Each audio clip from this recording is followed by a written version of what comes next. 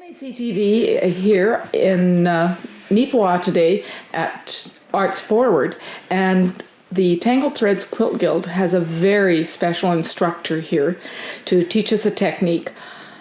And last night you all missed a terrific trunk show with Dawn Piasta's work. And so Rain and I are going to have her share a couple of the pieces of work that she has done and the story behind them. Okay. So let me introduce you to Hala. This is Hala, and I created her as part of a project that I was involved in quite a few years ago after being a empty nester mother. I wasn't feeling needed, you know, you get these feelings. And so I was searching for something that I could, somewhere that I could help. And I came across on Google a quilt challenge. And that was just up my alley. So I figured, yeah, we're gonna do this. And the quilt challenge was put out by the United Nations Global Fund. There was a specific woman who was driven to ask her boss to start working on some advocacy projects that involved quilters, because quilters have a lot to say in textiles. So anyways, I was the one person that picked up her Google post an invitation to participate. And what the point was to do our own research and find out what the United Nations Global Fund organization advocates on. And I went through a whole list of different projects, and the project that really, you know, it made me feel really great was the one that was talking about malaria. And malaria is a mosquito-driven disease, and it's a pandemic that they've been trying to get rid of. Well, in Manitoba we have, mosquitoes the size of deer or cats or whatever you want to call it. So I could relate to the mosquito thing. Not the effects of malaria, but I thought, yeah, this is what I'm going to do. So the first thing in any project is you find you get the challenge, then you need inspiration. And so my inspiration took me to researching a lot of documentation, and I found more and more about some programming that was out and available to people who have experienced the effects of malaria. So in that, I found a photograph of a little girl that was right here, and actually I've got the actual photograph right here. If you want to see that right here of this young girl. And she was on a Facebook page, or on a web page. I asked permission of the person who had posted if I could use that in my advocacy quilt. I was given permission, and it was a company, his Vestergaard Fransen, that creates the permanent quilts. And so I got myself going. I made this quilt. It was feeling really good. And somebody had mentioned to me that there is organizations that collect money to help raise money locally to send money overseas to help with the cause. So I looked even farther, and I found this other company that was called the Against Malaria, right here. So I was connected with the Global Fund, Against Malaria, and Permanet. I'm like, wow, we got to make some difference here. So I went through this portal with this Against Malaria and started promoting this quilt that I was working on, and the process that I was going through. And as I was working on it, I was sending little pictures along. And my friends and family were donating funds, just like you would ask for a walkathon or some fundraiser. Yeah, this is a quiltathon.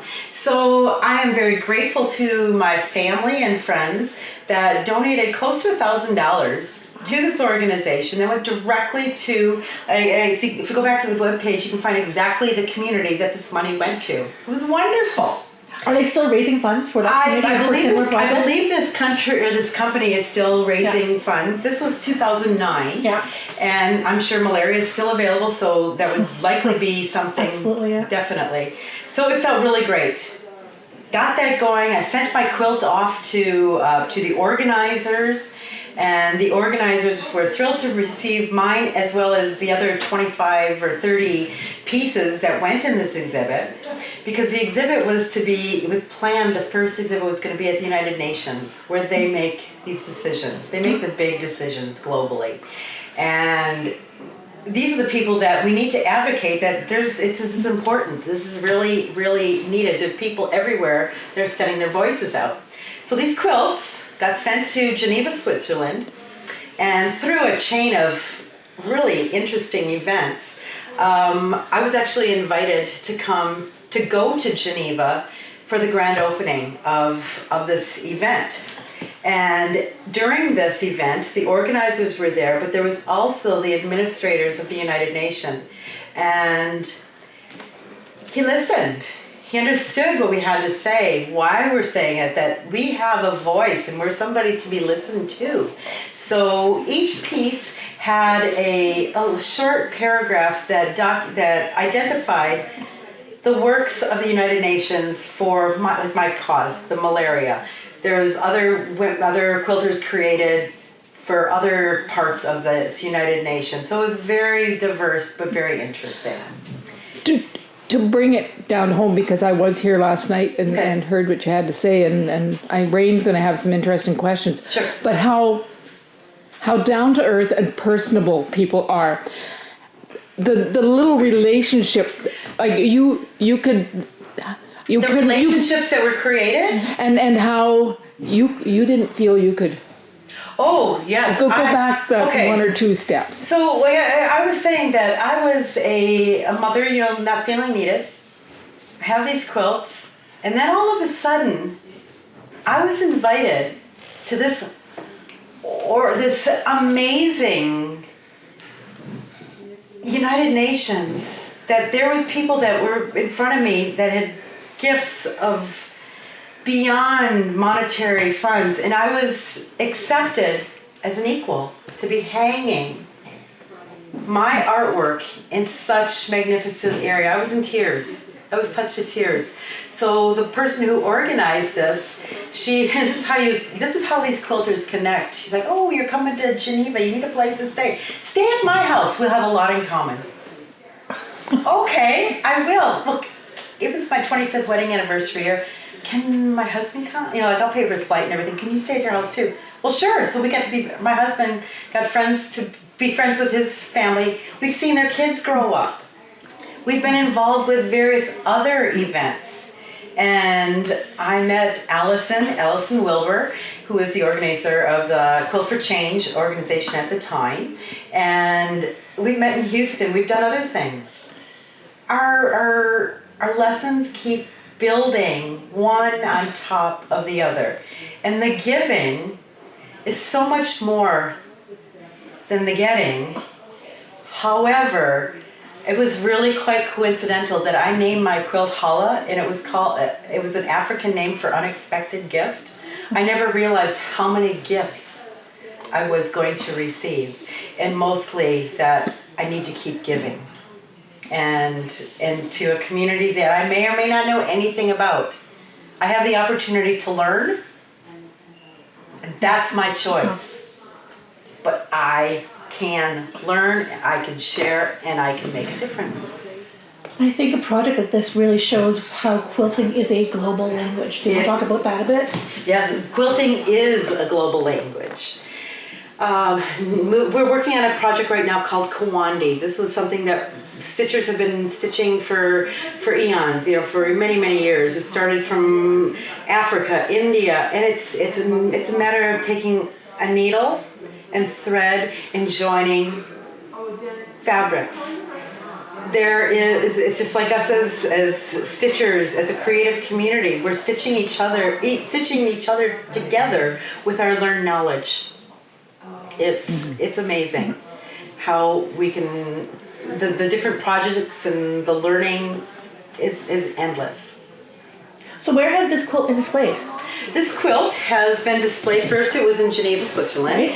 And then it was through the Quilt for Change organization. They managed the shipping through to different exhibits in Vienna, Austria, and it was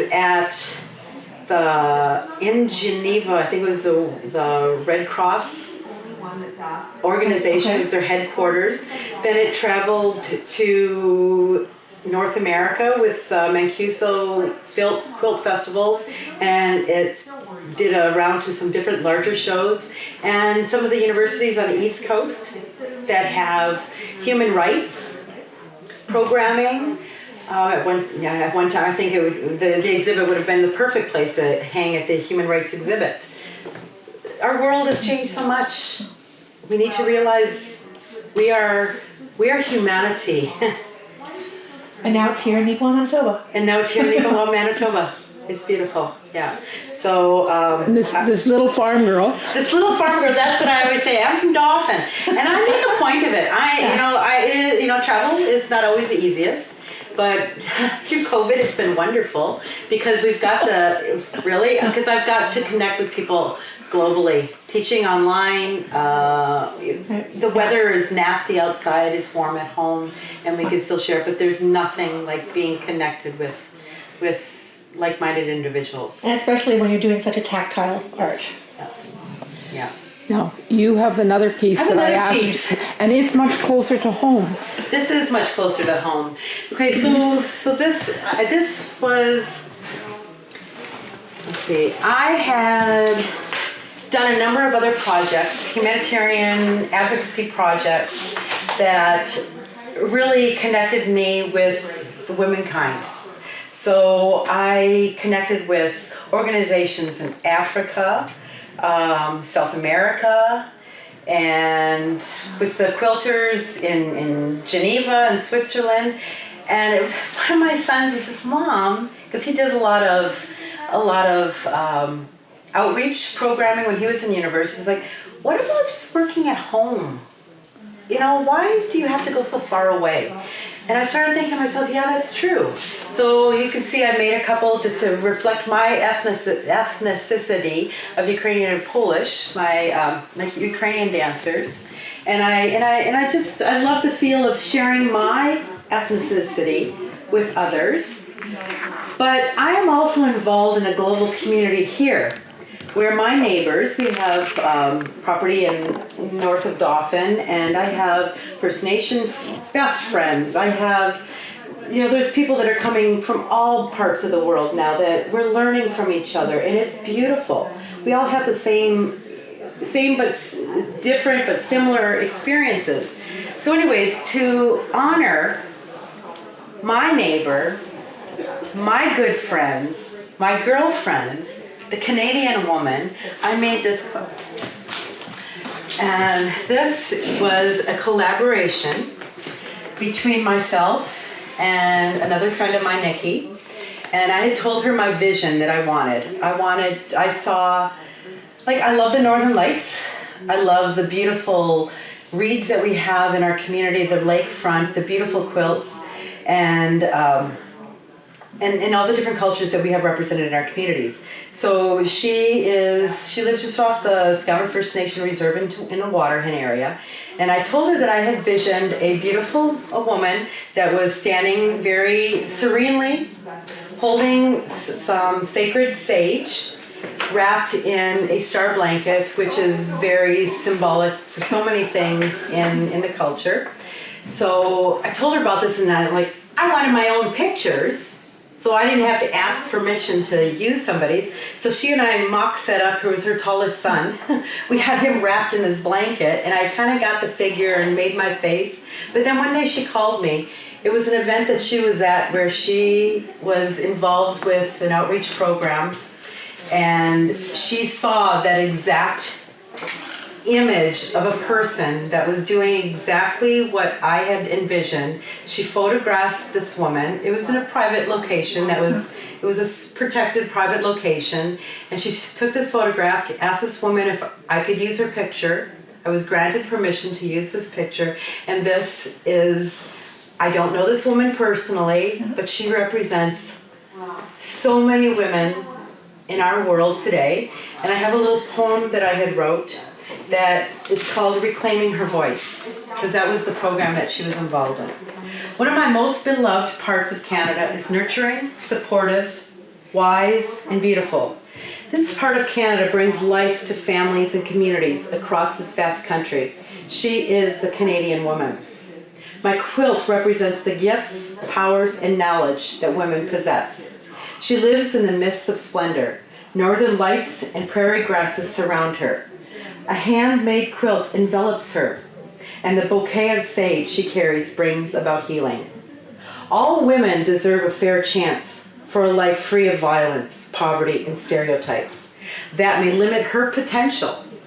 Throughout awareness and education, we must ensure that she has access to justice without discrimination, which will signify influence and a shift from violence to harmony.